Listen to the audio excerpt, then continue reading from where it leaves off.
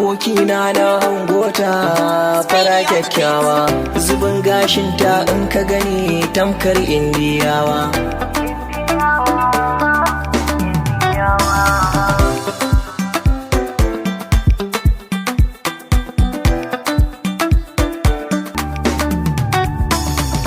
Abokina na hangota,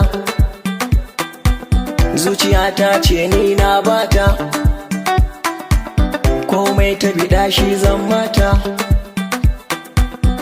har wajen wasa zan kai ta.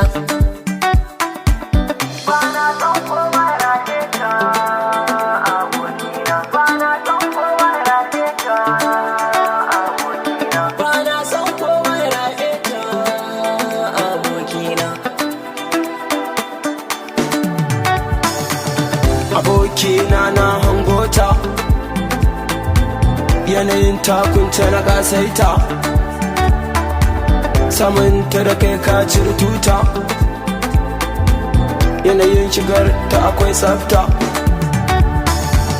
Ya za a yi abokina ka faɗa mini sunanta?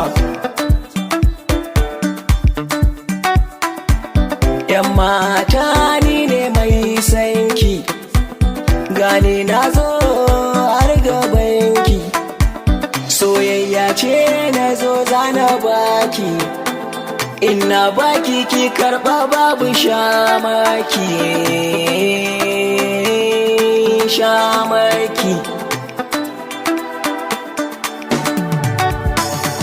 Ki tsaya ki dan bashi lokacinki, dan shi ya zamo hadiminki, gashi ya damu da damuwarki, a cikin bacci yana mafarkinki, dukkan yarda ya ɗauka ya baki.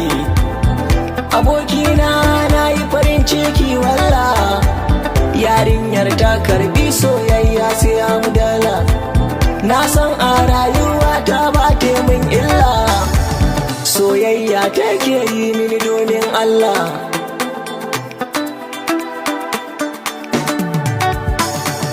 Ba dan kuɗi na ba ko kuma daula, mun zaman to Romeo da Julio, mun zaman to Laila da Majanunu, mun zaman to Romeo da Julio, mun zaman to Laila da Majanunu.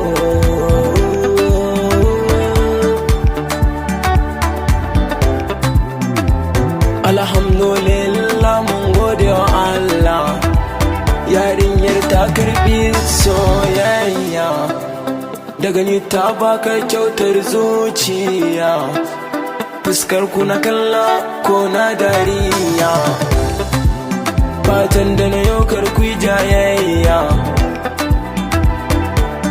fatan da na yau karku jayayya.